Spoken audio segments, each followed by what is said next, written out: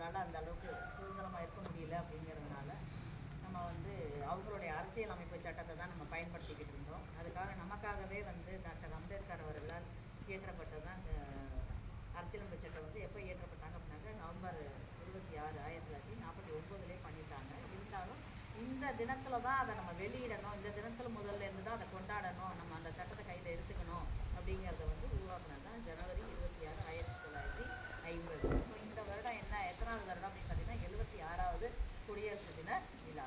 இதை எல்லாரும் கண்டிப்பாக தெரிஞ்சுக்கணும்.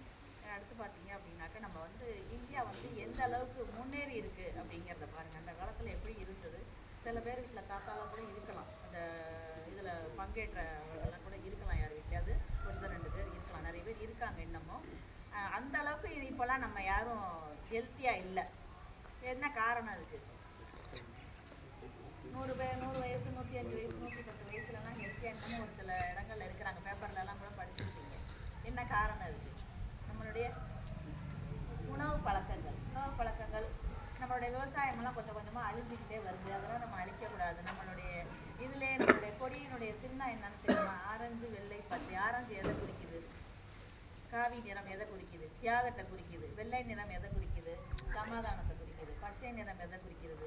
இந்தியா வந்து செழிப்போடு இருக்குது அப்படிங்கிறத குறிக்குது. அப்போ அந்த செழிப்பை இன்னும் நம்ம வந்து விட்டு கொடுக்கக்கூடாது. நம்ம வந்து தொடர்ந்து அதையும் நம்ம பார்த்துக்கிட்டே தான் இருக்கணும். அதோடு இல்லாமல் இப்போ வந்து பார்த்தீங்க அப்படின்னாக்கா நம்மளுடைய இதில் வந்து நிறைய தொழில்நுட்ப பயிலகங்கள்லாம் வந்திருக்குது, நிறைய இண்டஸ்ட்ரீஸ்லாம் வந்திருக்குது. தெரியுமா? எல்லாருக்கும் தெரியுமா? முன்னாடி நாங்கள் படிக்கிற காலத்தில் இந்த மாதிரி உள்ள இண்டஸ்ட்ரீஸ்லாம் கிடையாது. இவ்வளோ கல்லூரி, பள்ளி இதெல்லாம் எதுவுமே கிடையாது. நாங்கள் இருந்ததில் ஒரு 10%, அதாவது இப்போ இருக்கிற இதில் 10% கூட நாங்கள் படிக்கிற காலத்தில் இருந்தது கிடையாது. இப்போ நிறைய ஒரு கிராமங்கள்லேயும் தனித்தனியாக பள்ளிகள், கல்லூரிகள் எல்லாமே, எல்லா கல்லூரிகளும் வந்துருச்சு. பொறியியல் கல்லூரி, பாலிடெக்னிக் கல்லூரி, இன்ஜினியரிங், மெடிக்கல் காலேஜ், எல்லா காலேஜுமே வந்து எல்லா கிராமம், எல்லா ஊர், எல்லா டிஸ்ட்ரிக்ட்லேயுமே வந்து வந்துருச்சு. இப்போ நீங்கள் எதுக்காக அதெல்லாம் கொண்டுட்டு வராங்க? நீங்கள் நல்லா படித்து நல்லா முன்னேறி இந்தியாவை இது பண்ணி கொண்டு வரணும் அப்படிங்கிறதுக்காக தான் வந்து எல்லா கல்லூரியும் திறந்துருக்குறாங்க. ஸோ அப்போ நீங்கள் என்ன பண்ணணும்? கல்லூரியில் சேர்றீங்க, படிக்கிறீங்களா? சேர்றதோட சரி, சேர்ந்த அன்னையோட சரி, அப்படி தானே? காலேஜில் சீட்டு வாங்கினதோட சரி, அப்படி தானே? அப்படிலாம் இருக்கக்கூடாது. எப்படி இருக்கணும்? நம்ம எதுக்காக சேர்ந்துருக்குறோம்? படிக்கிறதுக்கு தான் சேர்ந்துருக்கோம். நீங்கள் இப்போ நிறைய பேர் வீட்டில் வந்து பேரண்ட்ஸ் எப்படி இருக்காங்கன்னாக்கா வந்து விவசாயம் பார்க்குறாங்க, அன்னைக்கு கூலி வேலை பார்க்குறாங்க இல்லையா? நிறைய பேர் வீட்டில் அப்படி தான் இருக்கிறாங்க. ஸோ அவங்களாம் என்ன ஆசைப்பட்றாங்க? நம்ம பிள்ளைங்க நல்லா படித்து நல்லா முன்னேறி நல்லா இருக்கணும், நம்ம அதை பார்க்கணும் அப்படின்னு ஆசைப்பட்றாங்க. அதனால தான் கொண்டு வந்து என்ன பண்ணுறாங்க?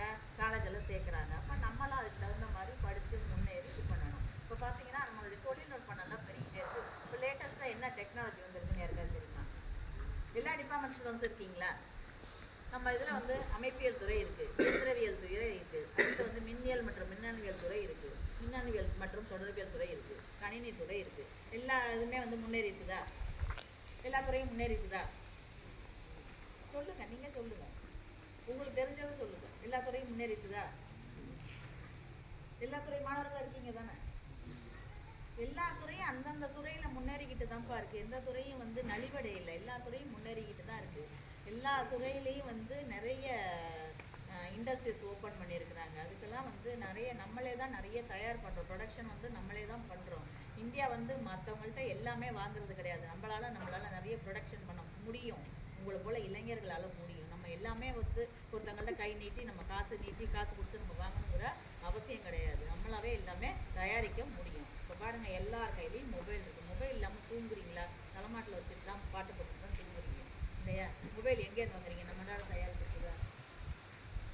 ஏன் அது மாதிரி நீங்கள் ஏதாவது தயாரிக்கலாம் இல்லையா? பண்ணலாமா?